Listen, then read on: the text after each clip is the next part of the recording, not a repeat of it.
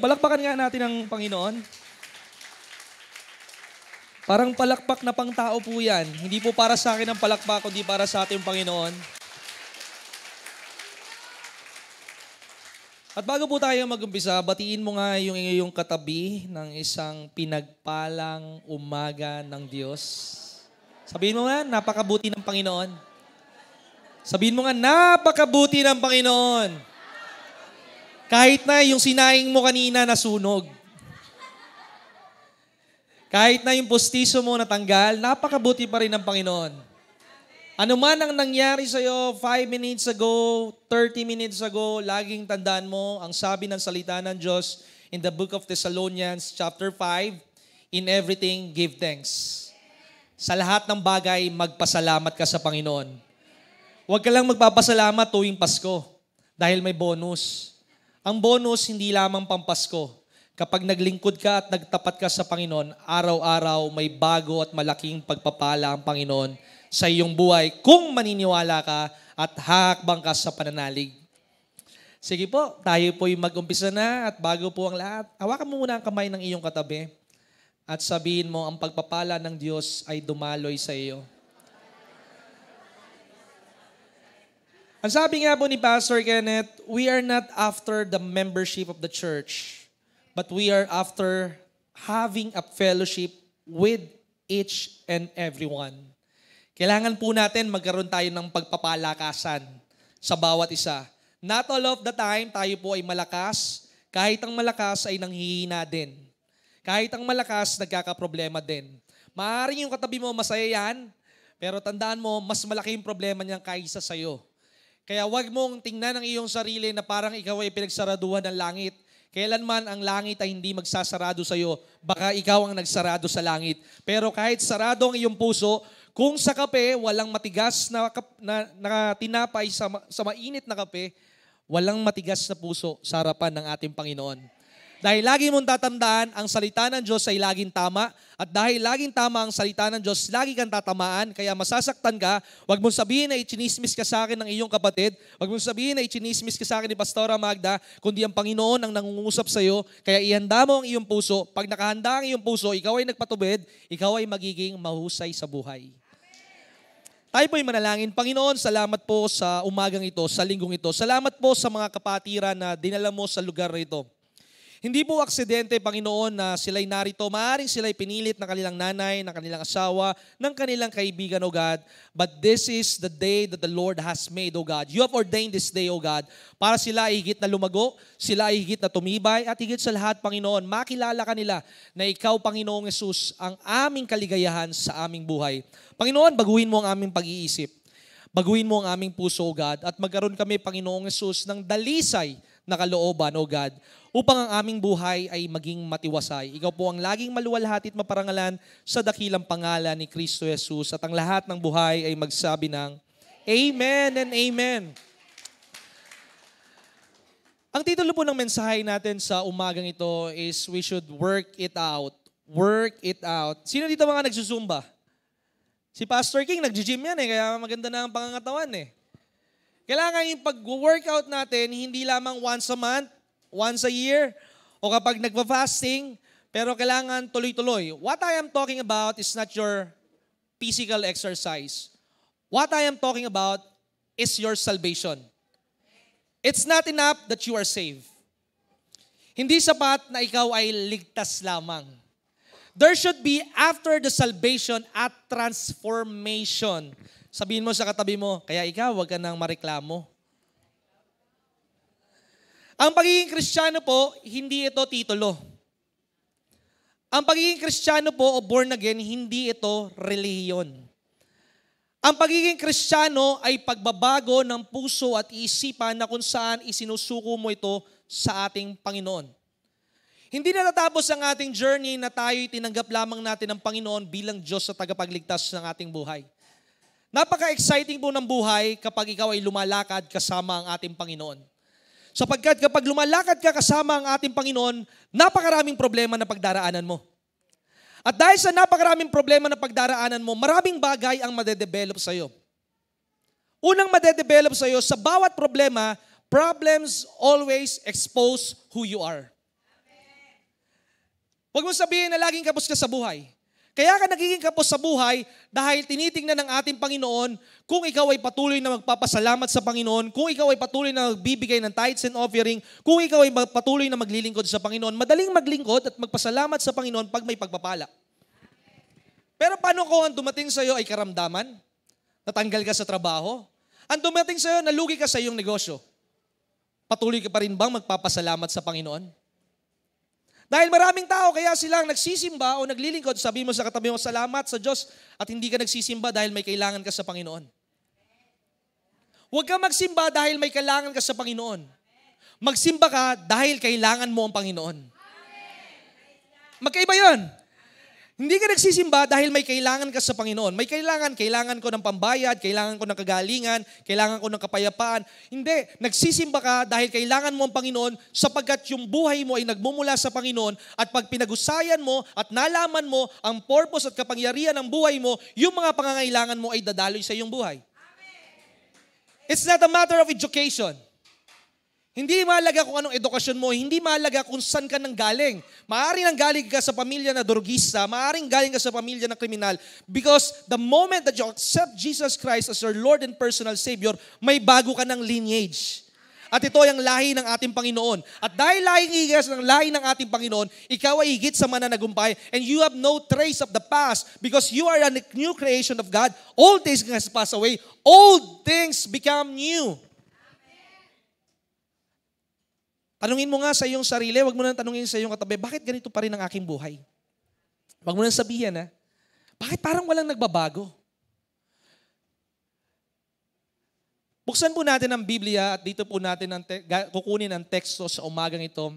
In the book of Philippians chapter 2, verse 12 to 15. Ang sabi ni Pablo, ang sulat ni Pablo, ito po ang sinasabi ng salita ng Diyos. Wherefore, my beloved, as you have always obeyed, not as in my presence only, but how much more in my absence. Work out your own salvation with fear and trembling. In verse 13, for it is God which worketh in you both to will and to do of His good pleasure. Do all things without murmuring. The word murmuring, walang pagrereklamo. Pag nagrereklamo ka, ibig sabihin wala kang pananalig sa Panginoon. Kaya maraming tao ang nagrereklamo dahil hindi lubusan ng kanilang pagmamahal. Ina-expect nila na ang mga tao sa paligid nila ay kasing husay nila o ibabalik nila yung ginagawa nilang kabutihan. But in reality, it is not that way how it works. Hindi porket gumawa ka ng kabutihan sa kapwa mo, babalikan ka nila ng magandang kabutihan. Mas lalong gawan mo sila ng magandang kabutihan, mas lalong pagpapalain ka ng Panginoon. Pag gumawa ka ng kabutihan, kalimutan mo na ikaw ay nagtanim sa kapwa mo. Dahil kapag nagtanim ka sa kapwa mo, pag hindi ka nila napagpala, hindi ka nila natulungan, magkakaroon ka ng sama ng loob. At kapag natatandaan mo yung mga mabubuting gawa na ginawa mo, isang bagay lamang, kukunti lang mabuting gawa na ginawa mo. Kasi yun ang laging pagmamalaki mo. Pero kapag sa dami ng mabubuting gawa na ginawa mo, hindi mo na matandaan ito. Ibig sabihin ng buhay mo, laging gumagawa ng kabutihan dahil buhay mo ito at hindi na ikaw ang nabubuhay sa sarili mo, kundi si Kristo na ang nabubuhay sa sarili mo. In verse 14, tuloy-tuloy po tayo. Do all things without murmurings and disputings, that ye may be blameless and harmless, the sons of God, without rebuke in the midst of a crooked and perverse generation, among whom you shall shine as a lights in the world. Purihin po ang pagkabasa ng salita ng ating Diyos. Lagi po natin tatandaan, ang salita ng Diyos ay makapangyarihan. Ito ay buhay, aktibo, at higit sa lahat, ito ay tumutukoy sa mga bagay na dapat itama sa iyong buhay. Kaya paulit-ulit na dumaraan ka sa mga problema na pinagdaraanan mo, dahil paulit-ulit lang mang din yung ginagawa mong pag-respond. Kaysa sa ikaw ay matakot, kesa sa ikaw ay maglupaypay, ang laging gawin mo kapag may problema, manalangin ka at lumuhod ka sa harapan ng ating Panginoon upang isiwalat niya sa iyo ang mga kaparaanan kung paano mo harapin ang mga problema. Parang ano lang yan retake ng exam. Kaya paulit-ulit kasi same lang yung mistakes na laging ginagawa mo. Matakot, manisi ng kapwa, hindi magsimba. Dahil tatandaan mo, hindi porket nagsisimba ka, wala kang problema. Ay, Brother Jonathan, pipiliin ko na lang pala na huwag magsimba para wala akong problema. Lagi mong tatandaan, kapatid. Kaya ikaw ay sinusubok ng mga problema dahil merong something valuable sa iyo. Mahalaga ka sa harapan ng ating Panginoon. May gustong nakawin sa iyo ang kaaway. Kawala-walaan, gusto ng kaaway na nakawin ang bawat oras mo sa buhay. Pansinin mo sa buhay mo, ano ang laging ginagawa mo? Manood ng TV? Mag-Facebook? Does it build you up? Kung atin mong titingnan, ang sinasabi ng Biblia, we should work out our salvation. After the salvation, tayo ligtas, ang sabi ng Biblia in the book of Ephesians chapter 2 verse 8, that we are saved. Paano ka naligtas? Hindi ka naligtas dahil ikaw ay nagsisimba. Hindi ka naligtas dahil ikaw ay nagta-tithes and offering. Hindi ka naligtas dahil ikaw ay naglilingkod sa Panginoon through the ministry. Ikaw ay ligtas dahil sa grasya ng Panginoon. It is always by the grace of God. But it doesn't stop there. Ang sabi, you are saved by the grace of God through faith. Kailangan paniwalaan mo. At yung paniniwala mo ay mapapatunayan mo na pinaniniwalaan mo nga na ang ating Diyos ay tagapagligtas ng iyong buhay kapag ikaw ay humahakbang sa pinaniniwalaan mo. Huwag mo sasabihin sa akin na naniniwala ka sa Diyos, pero hindi ka naman humahakbang ng salita ng Diyos. Dahil ang lubusang naniniwala sa ating Panginoon, isinasabuhay niya ang salita ng Diyos. Because the only thing that I can advise to each and everyone para maalaman mo ang salita ng Diyos, gawin mo ito. Kahit marami kang verse na alam ng salita ng Diyos, kung hindi mo ito ginagawa, ang lahat ng ito ay walang saysay. Dahil makikita po natin, mas higit tayong titibay, mas higit natin malalaman ang kapangyarihan ng Diyos kapag ito'y isinasagawa mo kapag ikaw ay may sakit. Sino ang unang tatakbo sa iyong isipan? Gamot ba o doktor o ang Panginoon? Hindi madali ang manalig. Mahirap ang manalig. Dahil minsan sa pananalig, ramdam mo pa rin ang kirot ng iyong katawan. Minsan sa pananalig, ramdam mo pa rin na ikaw ay naghihintay na parang tila bang hindi ka dinirinig ng ating Panginoon. But that is the value of faith. Faith will not give you a common sense. Ang common sense natin kapag tayo'y walang pera, tatakbo ko sa anak ko, manghihiram ako. Tatakbo ko sa kapatiran, manghihiram ako ng pera. Common sense ng tao yun eh. But that is not how God works. How God works is this. I believe na kahit man baon ako sa utang, mababayaran ko ang lahat ng ito because the God that I serve, He is the creator of all things. The God that I serve, He will make a way kung paano dadalo yung pagpapala sa aking buhay. Bibigyan niya ako ng kalakasan at bibigyan niya ako ng kaparaanan so that I will have the power to get wealth. Hindi lalapit sa iyo ang pagpapala. Walang pagpapala sa mga tamad at matatakutin. Ang pagpapala ay nasa mga mananagumpay at mga matatapang because faith will give you boldness. Faith is always forward. Lagi ang faith moving forward. Nakikita mo ka ba ng faith that moving backward? And that is fear. Ang pananalig laging pasulong. Habang tayo na dumadalo sa gawain ng Panginoon, nagkakaroon tayo ng maturity. Hindi mo patagalan na ikaw ay nasa simbahan. After several weeks and months na tuloy-tuloy po ako sa ministry, although I'm in the 13 years in the ministry and ito pong last 2 months, sunod-sunod ang gawain, halos mag-uumaga pa lang ako yung maalis na at dumadating ako ng bahay halos madaling araw. Minsan nakakanakaw na ipasyal ko pa rin ang pamilya ko. And then I came to realize na maraming ang kaluluwang naliligtas, marami ako natuturuan, marami ako nabibisita, but I found myself sa isang kumunoy na puro ministry na lang ang ginagawa ko, pero nakakalimutan ko na palang manalangin at mag-aral ng salita ng Diyos. And it's not enough. Yes, many people are blessed. Maraming tao ang nababago ang buhay, pero hindi ko ramdam yung tinatawag na lubusang kapangyarihan ng Panginoon. Tatandaan mo, hindi porket nasa ministry ka, nag-a-usher ka, nagpo-production ka, nasa music ministry ka, it's enough na ikaw ay pupunta sa kalangitan. Kung hindi mo nga maayos yung tinatawag na music instrument mo, then you are not imitating Jesus. Ang sinasabi ni Pablo, imitate me as I imitate Christ. I labor much. Remember that you are called, I am called, we are called to excel. In Romans 16, it says that excel on what is good.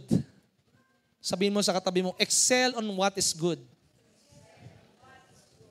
Kailangan excellence ang makita sa ating buhay. Makita yung masinop sa pera. Alam niyo po ba yung nakikita ninyo na alkansya sa labas? Yung tinatawag na seed of faith. 3 bagay ang sabi nung isang nagpatotoo na nakakompleto within 1 month nung puno ng alkansya. Sabi niya, Pastor Jonathan, alam niyo po, ang mga bagay na natutunan ko sa pagpupuno ng alkansya, always remember yung mensahe dun sa pinapagawa ng pastor. Dahil yung sa pinagagawa ng pastor, hindi naman galing sa sarili niya yan kundi it is an instruction from God. Ang sabi sa Jeremiah 3, ano bang layunin ni Pastora Magda? Ano bang layunin ni Pastor Jonathan? Ano bang layunin ni Bishop? Ang layunin ng bawat isa na nagtuturo ng Ebanghelyo, ang sabi sa Jeremiah chapter 3 verse 15, and I will give you the pastors. Mahalin ninyo si Pastora Magda. Mahalin ninyo sila Pastor King. Mahalin ninyo sila Sister Jen. Mahalin ninyo mga elders ng simbahan. Dahil lagi ninyong tatandaan ang sabi sa Jeremiah 3:15, basahin nga po natin, and I will give you the pastors according to whose heart? To the heart of God, which shall feed you with the knowledge and understanding. If you will have understanding, hindi ka mababalisa sa pinagdaraanan mo because when you have the peace of God, you will have the ways of God and you will understand that these things shall pass and these things will meant to promote me. Philippians 4 verse 6, do not worry about anything.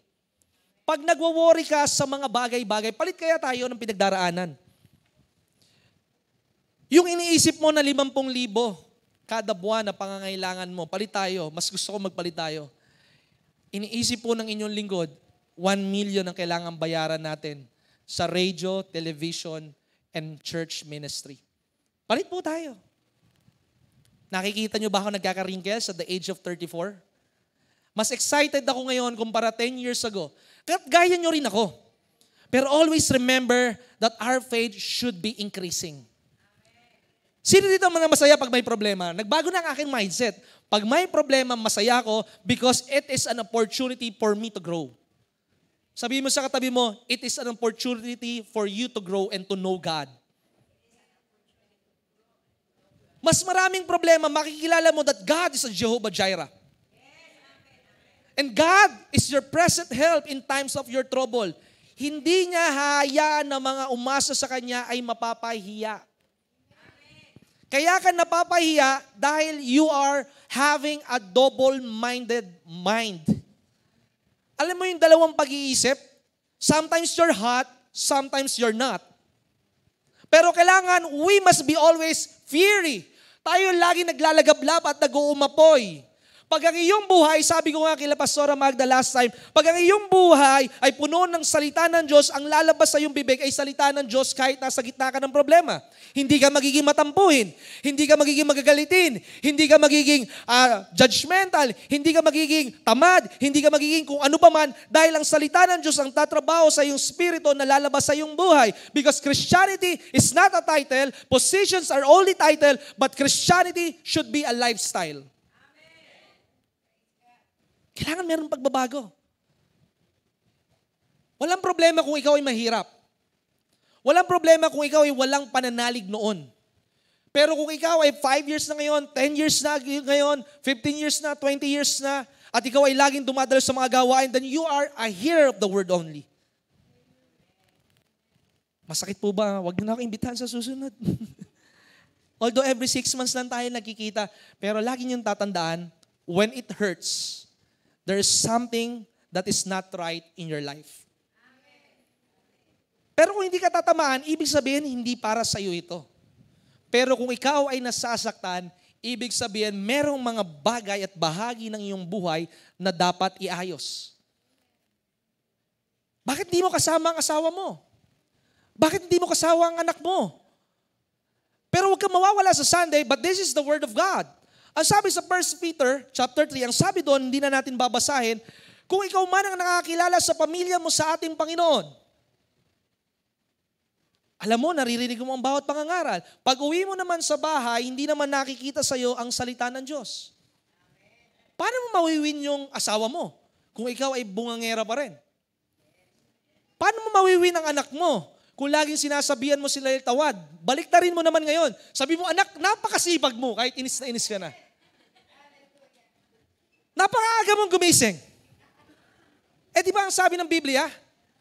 It is your confession. It is your prophesying. Sa ngayon, sila'y tamad pa rin, pero sabi mo, napakasipag mo. Hanggang later on, pagkagising mo, meron ka ng breakfast in bed. Totoo yun. Ano mang pananalig? The Word of God says in Hebrews 11 verse 1, it is the substance of the things that we hope for. So kapag ikaw ay nananalig, inaasahan mo na magbabago ang kanyang pag-uugali. At habang hindi nagbabago ang kanyang pag-uugali, baka ikaw yung binabago ni Lord ang pag-uugali. Kasi maikli ang iyong pisi. Yan ang sabi ng salita ng Diyos eh. We cannot go beyond the Word of God. Dahil ang salita ng Diyos, ito'y covers it all because it comes from love. And love covers multitude of sins. Kaya nga kung atin mo makikita, ang kailangan, tayo'y sumunod. Kung tayo'y isang Kristiyano, nandoon ang pagsunod. Pagsunod sa sinasabi ni Pastora, dahil ang sinasabi niya ay mula sa salita ng Diyos. Dahil ang salita ng Diyos ang magkakaroon ng tinatawag na direksyon sa iyong buhay. Because the Word of God is a lamp unto our feet. Pag hindi mo susundin ang salita ng Diyos, yes, you can go around, you can do whatever you do, but at the end of the day, ang buhay mo, you will find your life empty-handed. Pansinin mo, kahit anong pagsisikap mo, nandoon na minsan, 1 day or 1 month or 1 year millionaire ka, pero after 2 years, bankrupt ka ulit. Dahil butas ang iyong sisidlan. Dahil mali ang ginagawa mo sa iyong buhay. Umuunlad ba ng iyong buhay, pero nawawala naman ang pamilya mo sa iyong buhay? That what is the sense of riches and wealth? Ang sabi ng Biblia in the book of Psalms 127, unless the Lord build the house, unless the Lord is with the watchman, kahit meron pang mga tinatawag na mga taga-masid sa inyo, kahit anong pang pagsusumikap ninyo, kung hindi ninyo kasama ang Panginoon sa bawat araw, kaya laging tiyakin mo sa buhay mo, bago ka magdesisyon, huwag kang magdesisyon kapag ikaw ay masaya, huwag kang magdesisyon kapag ikaw ay malungkot, huwag kang magdesisyon kapag ikaw ay pressure, magdesisyon ka lagi na kasama mo ang Panginoon, dahil kapag kasama mo ang Panginoon, tiyak ang katagumpayan na mararanasan mo sa iyong buhay. Who is a good example? Moses. Moses said to God and to his people, I will not go without your presence, O God. Huwag kang hahakbang na dahil lamang sa karanasan mo o dahil lamang sa kaalaman mo. Maraming pagkakataon humakbang tayo at tayo'y nagdidesisyon because of the urgency. Kailangan emergency. Pero lagi mong tatandaan, ang Diyos hindi mahuhuli sa iyong buhay. If you will be still, ang sabi ng Biblia, be still and know that I am God. Kahit sabihin ng doktor, this is one of the testimony. Ang sabi ng isang kapatid natin, dalawa na yung testimony niya. Yung sabi ng mga doktor, meron siyang tinatawag na autoimmune disease, yung anak niya. For so many years, balik-balik siya sa ospital. Kakaiba lang naman ang case niya ng autoimmune. Kahit hindi siya kumain, tumataba siya. Kahit mag-ahit siya araw-araw, babalik yung bigote niya within a day. So, ibig sabihin, yung mga hormones, kakaiba. Tapos, lagi siya nagkakasakit. Hanggang one day, until the Lord met him, that guy, habang nagpe-praise and worship, ang sabi niya, narinig niya sa boses ng Panginoon, go back to the hospital this week. Bumalik siya Tuesday. And all the laboratory results will be cleared. Nagulat ang doktor. Yung sinasabi ng doktor na mahaba ang treatment ito at medyo maliit ang chance ng tinatawag ng iyong paggaling. Nagulat yung mga doktor, anong ginawa mo? Hindi ano ang ginawa ko, kundi ano ang ginawa ng Panginoon. What is impossible with man? Tatandaan mo to, kapatid. Kahit gaano kahusay ang mga attorney, ang mga politiko, ang pastor, sabihin na natin, para hindi tayo bias. wag kayong magtitiwala lamang sa amin. Ginagamit lamang kami bilang instrumento ng Panginoon. Ang laging lubusang pagtitiwala natin ay sa Panginoon. Because our knowledge, our ability will always be limited. But God's ability is always unlimited. I remember, kwento ko ito sa isang Bible study na aking kinoconduct. Sabi ko, ganito katalino ang Panginoon. Ang mga scientifico, kahit anong knowledge nilang in advancement, I remember yung sa tinatawag na Discovery Channel, kung saan bumaba yung yung mga bilog na mga pang-survey nila ng Titanic. Nagulat sila sa gitna ng dagat, sa pinakailalim, pero hindi yung pinakailalim, iba na mga isda ang nakikita nila. And from that span, kung nasa yung Titanic, hindi na pwedeng bumaba yung capsule. Kumbaga ba sa Dragon Ball Z, yung capsule, di ba? Alam nyo yun sa mga kabataan Hindi na pwedeng bumaba doon sa mas mababa pa sa Titanic. Dahil unang-una, the pressure will crash yung capsule. Pangalawa, the signal will be lost. Hindi na abutin ng signal yan, remote control lang yun So, what I am trying to say, ang kakayanan ng tao, kahit gano'n yung kahusay, kahit maggawa pa yan ng maraming AI, there will be lapses and loopholes and limitation. Walang nakakaalam ng pinakakailaliman ng dagat. And ring sa bell, ang sabi ng Panginoon kay Job, Job, alam mo ba ang kailaliman ng dagat? Walang makakaalam. Alam mo ba ang kaisipan ng ating Panginoon? Yung akala mo na sunod na kamalasan sa iyong buhay, baka mamaya dinadala ka pala ng Panginoon sa palasyo kagaya ni Joseph. What you need to do is to trust God. Because when you trust God, you do not need to ask Him, how? Why? Lord, I know you have the best plan for me. May magandang plano ka sa aking buhay. Pangalawang patotoo nung nanay, sabi niya yung tatay ko may cancer, kumakalat na raw sa katawan, colon cancer. Hindi alam ng aking tatay, hindi namin masabi, pero para daw naglalakad sa buong katawan niya, it is confirmed. Pero nang sila'y nanalangin sa Panginoon, nagba-Bible study sila araw-araw ng pamilya sa bahay. Yung cancer level, dahan-dahan nang bumababa. At hindi na nararanasan yung tatay niya, yung mga previous na nangyayari. At ang sabi niya, truly that God is a great physician.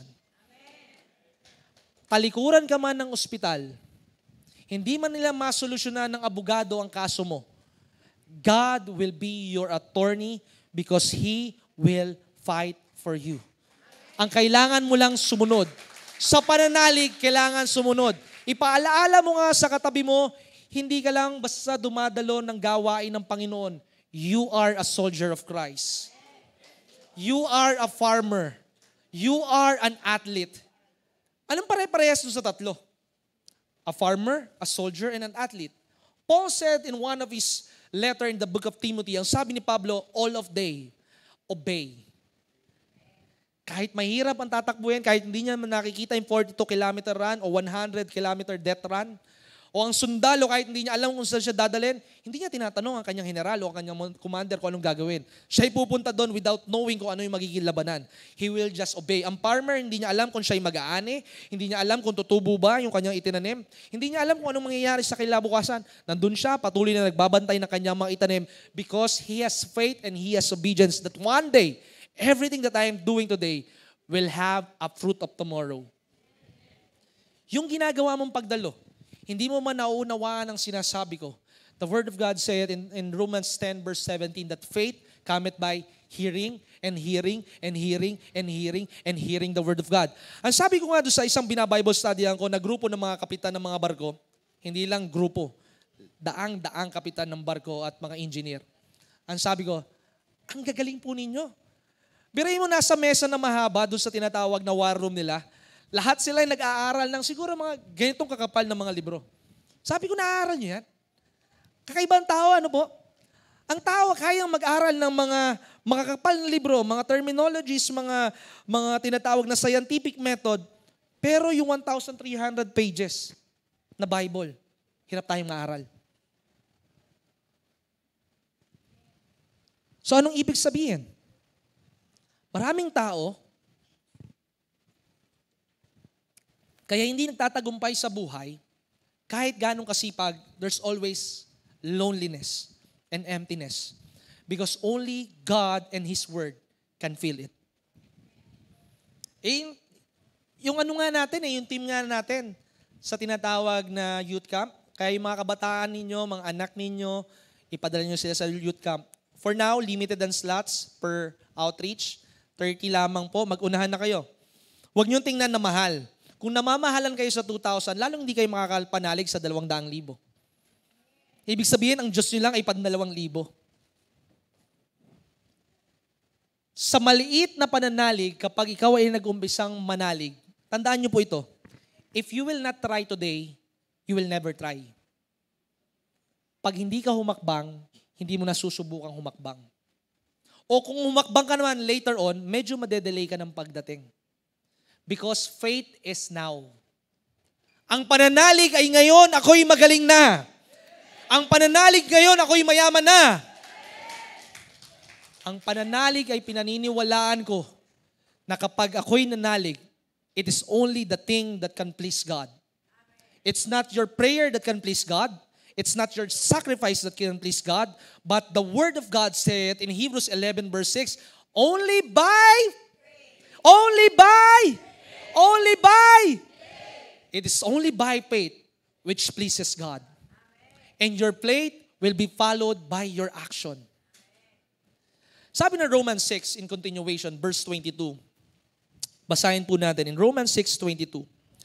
Being made free from sin and become as servants to God, you have the fruits of holiness and everlasting life. Dahil ikaw ay pinalaya sa kasalanan, lahat tayo pinalaya ng Panginoon sa kasalanan, kaya huwag ka nang magbalik sa kasalanan. At alam mo kung ano ang unang kasalanan mo? Ano ang unang kasalanan mo?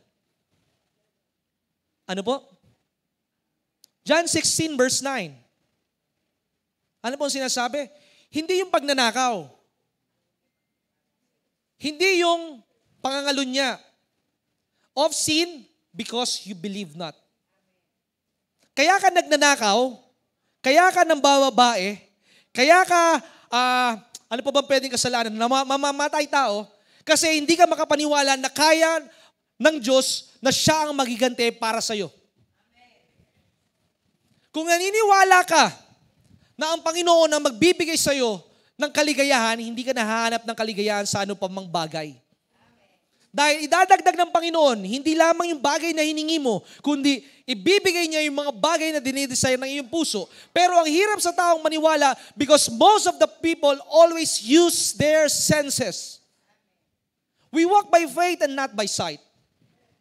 Pag lagi yung papakinggan mo yung mga news, matatakot ka. Pag lagi titignan mo yung nangyayari sa paligid, matatakot ka. Remove those distractions and just fix your eyes unto Jesus. Huwag ako kani-kanino kumuha ng information at ng source. Let the Word of God be the source of your life. Because the Word of God is not just only active and living, the Word of God is forever. Walang hanggan ang salita ng Diyos at hindi ito naging outdated. At para maging malaya ka sa kasalanan, ano ang magiging solusyon? Then you must be born again. Born again is not a religion, but born again is an experience. Hindi pagkapanganak mo bilang isang born again, wala ka ng bisyo pagising mo kinabukasan.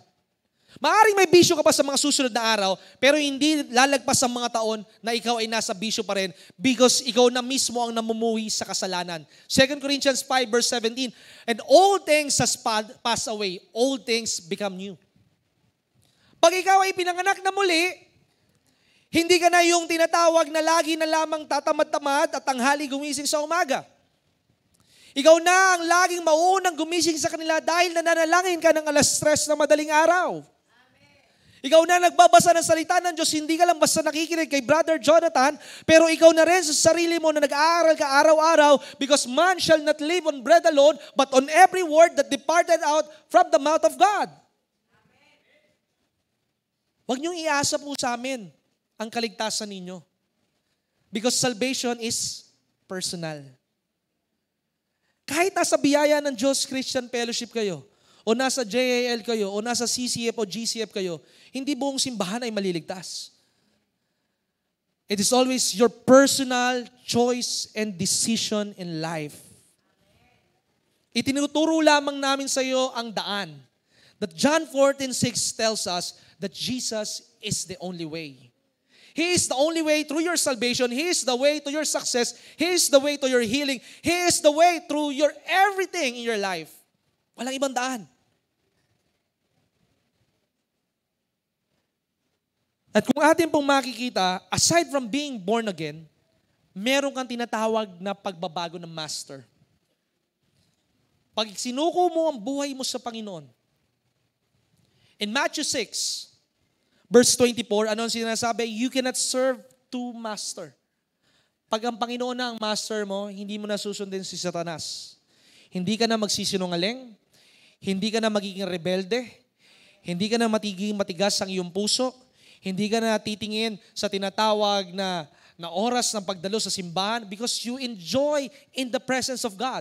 Ito lamang po, sabi ko nga sa broadcast last time, kung ikaw ay naiinip sa simbahan, huwag mo nang asahan na ikaw ay pupunta sa langit.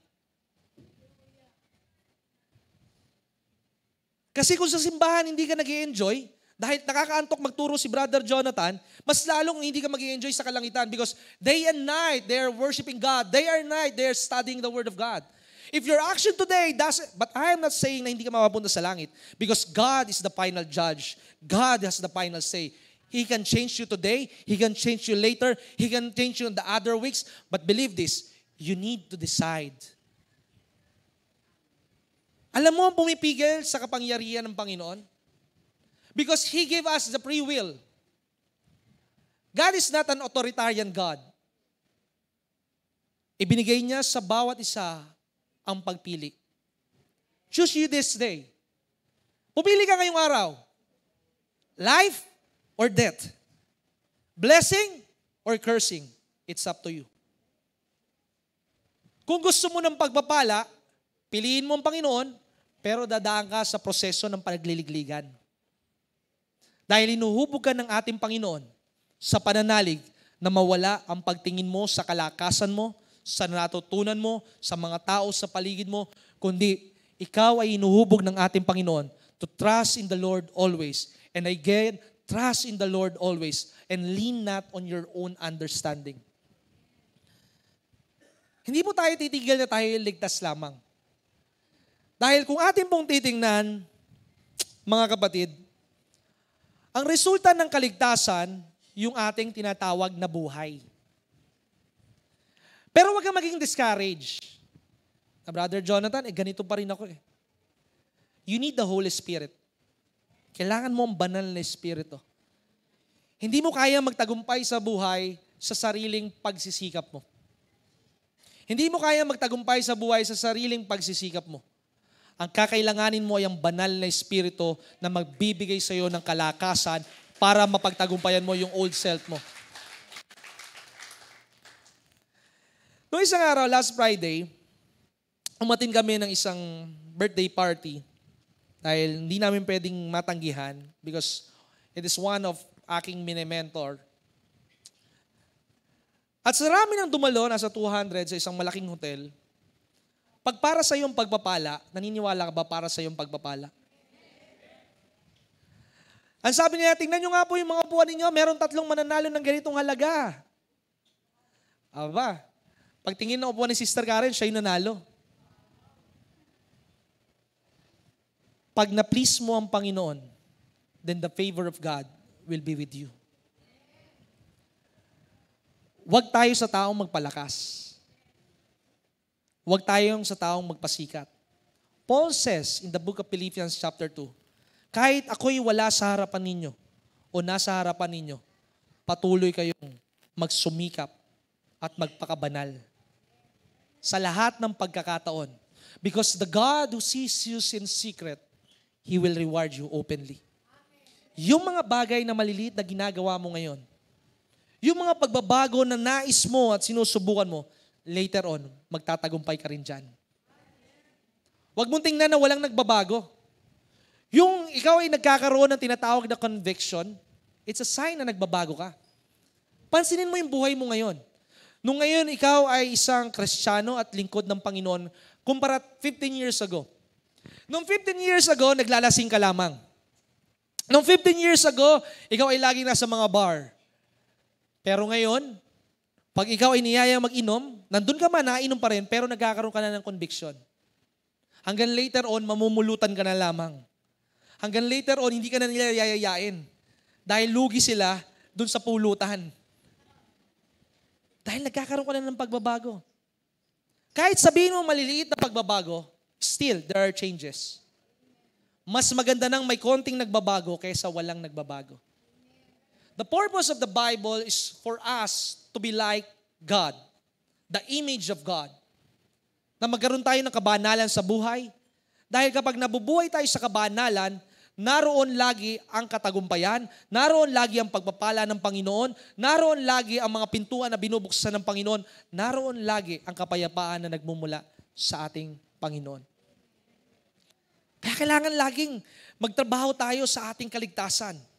Ano ba ang pagtatrabaho sa kaligtasan? Kung tatanungin mo, Brother Jonathan, ang kaligtasan ba ay mawawala? Hindi ko po maisagot yun. Pero naniniwala ko, merong isang hukom, at ito yung ating Panginoon, na magdidikta ng ating kaligtasan. Just to give you a scripture in Hebrews 10, verse 26. Basahin po natin ang Hebrews 10, verse 26. Ano po ang sinasabi? For if we sin willfully, after we have received the knowledge of the truth, therefore remaineth no more sacrifice for sin. On verse 27, but a certain fearful of looking for a judgment and fiery indignation which shall debar the adversaries. Kapag ikaw na narinig mo ang katotohanan, na kailangan ikaw ay maging masipag, na ikaw ay tumalikod sa mga pagkakasala, pero enjoy ka pa rin na gumagawa ng pagkakasala, then remaineth no more sacrifices. Alam mo lang, hinihintay lamang ng Panginoon? You need to confess your sin. Hindi mo kailangan, tanda mo, sabi nga ni Pastor Ken sa kanyang pangangaral, one of the byproduct of sin, kasalanan, pag nagkakasala ka, huwag kang a-absent ng simbahan. Pag nagkakasala ka, ikaw man naka-absent ng matagal, ikaw man ay nagkaasala, nag-away man kayo ni Mrs., huwag kang lalayo sa simbahan. Mas lalong pumunta ka sa simbahan dahil doon mapapayuhan ka at mapapanalangin ka ng mga kapatid mo kay Kristo. Dahil ang isang ginagawa ng kasalanan, kagaya, ano man nangyari kay Adan at Eva nung sila'y nagkasala? Uy, teka, naka-bold pala ako, makapagtago muna. Ang isang ginagawa ng kasalanan sa buhay ng isang tao, they feel and think that they are unworthy. Pakiramdam ko, hindi ako katanggap-tanggap sa Panginoon. Ano naman kung hindi ka katanggap-tanggap sa Panginoon? Ano naman kung nagkasala ka? Ang hinihintay lang ng Panginoon, just one thing. You need a confession unto God. Lord, I sin against you. Lord, ito nagawa kong kasalanan. If you confess your sins, the Word of God said, He is faithful and just to forgive all of your sins. Don't feel that you are unworthy. Dahil ang ating Panginoon, dumating siya hindi para sa mga banal at sa mga pastor at sa mga Kristiyano. Dumating siya para sa mga makasalanan. At dahil inibig ka ng Panginoon, that love of Christ na nasa iyong buhay, yan ngayon ang magbibigay ng tinatawag ng fuel sa iyong pananalig. Ang sabi ng Biblia, faith without work is dead. And I can say, it is true, na ang pananalig na walang gawa ay patay. At ang gawa na walang pananalig, itong idadagdag ko, ay patay din. Kung ang pananalig na walang gawa ay patay, meron namang tao, gawa lang ng gawa, pero wala namang pananalig. And it is also dead. Kailangan bawat bagay, meron tayong pananalig at meron tayong gawa, may gawa tayo at meron tayong pananalig. Dahil maraming tao, gawa lang ng gawa, sumikap lang ang sumikap, ang kanilang pinagtitiwalaan na ngayon ay ang kanilang kasipagan. So they become a self-centered person. Being saved is God is changing you from being a self-centered person to a God-centered person. Alam mo yung nagtitiwala ka sa sariling lakas? Kausap ko nga yung isang kabataan kahapon, sabi niya, Kuya Jong, Sa UP nag-aaral. Talinong bata. Magaling sa school, scholar, simula ng elementary hanggang high school, then nag-college. Medyo, isang bagay natutunan ko habang nagtuturo tayo for several weeks, na huwag umasa sa sariling kalakasan. Di ba ang sabi nga ng Psalms 20, some boast in chariots, some boast in horses, but I boast in the name of God. Huwag kang magtiwala sa kakayanan mo. Dahil yung kakayanan mo, ipapahiya ka niyan. Dahil ayaw ng Diyos na ikaw ay magtiwala sa sarili mong karunungan. Ang gusto niya magtiwala ka sa Kanya dahil laging meron siyang gagawin sa iyong buhay. Ang sabi ko, Kuya Jong, alam niyo po ba, pasado ang lahat ng mga subjects ko. Okay ang mga grades, matataas. Pero yung sa mathematics, alam niyo po kung anong score ko lagi? Hindi ko nga alam bakit gano'n nangyayari. Madaling araw na ako natutulog sa pag-aaral, pero 5 pa rin ako. Sabi ko, pasalamat ka, 5 ka pa rin. At least hindi repeat, di ba? At isang bagay na natutunan ko, ang sabi niya, kasi nagtitiwala ako sa kagalingan ko. Nakalimutan kong manalangin at magbasa ng Biblia. Kahit puro gawa ka sa buhay, tandaan mo, sino ang may mga sasakyan? Sa buhay, meron tayong blind side. Kaya ikaw ay may e-bike, may side mirror ka. Pag dumikit na sa'yo, sa tinatawag na gitna o malapit sa side mirror, minsan hindi mo nakita. Pero ang Diyos kita ang lahat ng anggulo ng iyong buhay. Kaya kailangan laging magpakumbaba ka sa Panginoon at tumawag ka sa Panginoon. Dahil kapag tumawag ka sa Panginoon, the step of the righteous are ordered by the Lord. And who are the righteous? Yung mga taong ang Diyos lamang ang pinagtitiwalaan. Huwag mong tingnan ang kakayanan mo. Na ikaw ay mahina sa school, na ikaw ay drop out. Tandaan mo, yung mga ginagamit ninyong Apple na cellphone. Si Steve Jobs, he is a dropout from college. Because he is a son and a daughter ng isang elementary mother and a high school father. Ayaw nga siyang tanggapin nung nag-adapt sa kanya. But he decide, despite na pagiging dropout niya, there's another way na plinano ang Panginoon sa buhay niya. Kung yung mga bagay na hindi nangyayari sa iyong buhay, na plinano mo ay hindi nangyayari, huwag kang panghinaan ng loob. Just always ask God, Lord, I know you are rerouting my way. Nire-reroute ka lang ng Panginoon, kaso minsan sa pagre-reroute, matagal. The shortest way sa pangarap mo at sa pangarap ng Panginoon is when you read the Word of God and apply it into your life. Basahin mo ang salita ng Diyos at isabuhay mo ang salita ng Diyos. Ang sabi ni Pablo, ni Santiago, in the book of James, chapter 2, verse 14, basahin nga po natin ang sabi ni Santiago. What does it profit, my brethren, though a man say that he has faith and had not works? Will it save him? Sinasabi niya meron siyang pananalig sa Panginoon. Sinasabi niya mga ganitong verse. Siya ay dumadalo sa simbahan, pero ayaw naman niyang isabuhay ang salita ng Diyos. So what God is trying to say and what God is trying to explain us, your faith should produce good works. Ang pananalig mo dapat magresulta ng magagandang gawa. Hindi mo kailangan isipin ang magagandang gawa dahil kapag naniniwala ka sa Panginoon, gagawa ka lagi ng mga kamangha-manghang bagay, gagawa ka lagi ng mga bagay na makakapagbigay ng kaluwalhatian sa Panginoon. Hindi makikita ang Diyos, pero makikita sa katabi mo. Tingnan mo nga yung katabi mo kung kumukha ng Panginoon. Huwag mo tawanan yung katabi mo kung yan ay bungal o kalbo. Perfect representation niya ng Panginoon. Man look on the outside appearance. I remember, nung ako ay nasa ospital, hindi dahil para ma-ospital ako, dahil mga anak si Sister Karen. Nung kami ay pupungas-pungas, ang aming damit ay bubutas-butas. Sabi ng mga nurse at mga staff, fully booked na po ang ospital. Humanap na lang kayo ng ospital. Eh may lumapit sa akin isang pasyente. Dahil yung anak niya nanganak. Sabi niya, Pastor Jonathan, alam niyo, lagi po ako nakikinig sa iyo sa radyo. Nung palabas na kami ng ospital, Sir, meron po palang bukas na kwarto. That is how foolish and trash the system of this world. They always look on the outside appearance. But God doesn't care of your outside appearance. God cares about your faith. According to your faith, it will be given unto you. It is not my faith, it is your faith.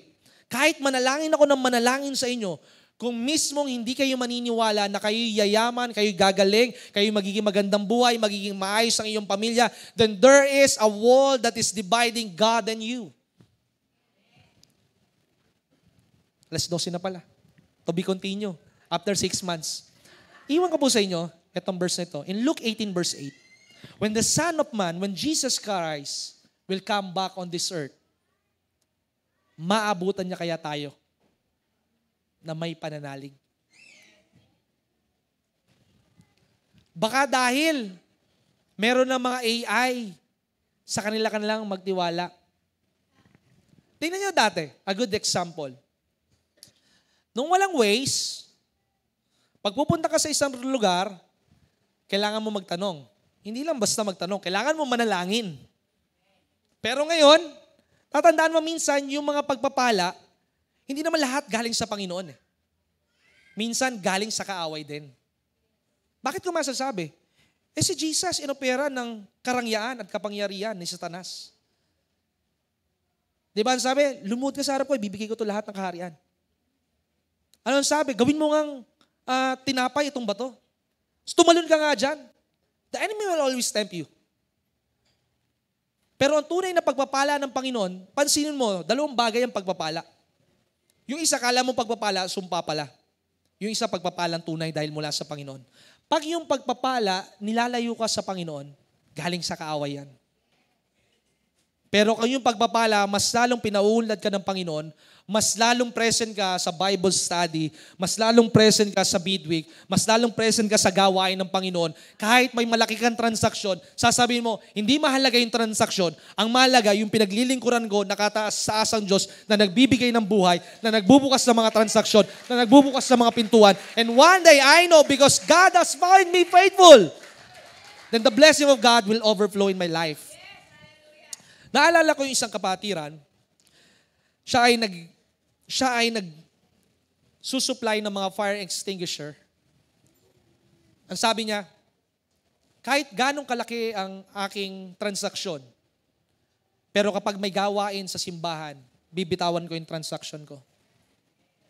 And that is a selfless person. A true Christian always deny himself. Kahit ikaw ay may sakit, kahit nag-away kayo ng asawa mo, dumalo ko pa rin sa simbahan. Huwag mo isipin na makakahawa ka sa katabi mo na inuubo ito. Paniwalaan mo na pagtapak mo sa simbahan, yung ubo mo magiging papuri at pasasalamat sa Panginoon. A good example, Pastor Kenneth, my brother and best friend, may sakit na siya, nangangalayat na siya, nagtuturo pa rin siya ng Ebanghelyo. Kami, kahit may sakit, dumudugo na ang ilong o ang lalamunan, kahit na mabigat ang katawan, sa oras na kami tumapak sa pangangaral ng Ebanghelyo, ang sakit ay nasa amin ng talampakan. Dahil hindi na kami ang nagtuturo, kundi ang Panginoon na. So what I am trying to say, mga kapatid, we do not stop from salvation. We start from salvation. At mula sa kaligtasan, that is the exciting part. Na kung saan maraming problema. Maraming problema because it is your faith that is tested. The trial of your faith, ang sabi ng Biblia. The trial of your faith is more precious than any valuable gold. Dahil sa iyong pananalig lamang, ang lahat na nasa paligid mo ay maliliglig. Magiging daig mo pa ang sandaigdigan. Ang mga artista, mabubulok ang pangalan, mawawala sila sa limelight, pero dahil ikaw ay may pananalig sa Panginoon, ikaw ay nasa matibay na pundasyon. Same thing sa tinatawag na isang bahay ay natayo sa batuhan. Pag ang iyong pundasyon ay nasa sanlibutan, pag dumating ang problema, ikaw ay mag-i-evaporate. Pero kapag ikaw ay nakatayo at nilalakaran mo ang salita ng Diyos, malalaman mo na ang iyong templo, ang sarili ng katawan mo, ay nasa matibay na pundasyon kapag isinasabuhay mo ang salita ng Diyos. Ang taong isinasabuhay ang salita ng Diyos, ang kanyang buhay ay magiging maaliwalas. Hindi niya nakikita ang problema para sirain siya.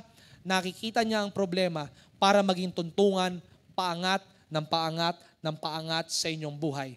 Problems will mold you, problems will develop you, and problems will strengthen you because problems is just your stepping stone. Manalangin po tayo. Panginoon, salamat po sa umagang ito.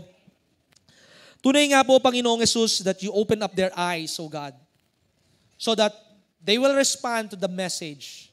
Walk by faith. At habang kanilang paulit-ulit na pinakikinggan ang bawat mensahe na kanilang naririnig, let your words, O God, be a faith builder unto them. Makita sa kanilang buhay ang pagbabago sa pananalita. Mula sa mga makabundong pananalita, ang laging sasabihin nila ay Amen. God bless and praise the Lord. Hanggang sa kanilang lengguwahe ng kanilang katawan, O God, sila ay magiging masinop, maayos. Because you are the God of orders, O God. And you said in your word, kagaya ng sabi ni Jesus, ako ay masipag, ako ay masinop, dahil ang aking Ama sa langit ay masipag. Kaya kung ikaw ay tamad, ibig sabihin, hindi ang Diyos ang iyong Ama. But there is hope. Now is the time to change that direction, that mentality, that mindset. Cover us, O God, with your mighty precious blood. Deliver us from evil, O God. And help us that we will overcome this temptation, Panginoon. Panginoon, if we will not be tempted, O God, we will come out as a star shining and glowing in the midst of the darkness. Panginoon, hindi po tinitingnan ng aming mga anak, ng kapitbahay, na kami Kristiyano. Ang tinitingnan po nila kung paano kami mabuhay bilang isang Kristiyano. So help us, O God, despite of our weakness, give us strength, O God, to change every day and to face every day. Renew us, O God. Give us a fresh mind, a mind of Christ, in Jesus' mighty name. Amen. Praise God. At palakpakan po natin ang ating Panginoon.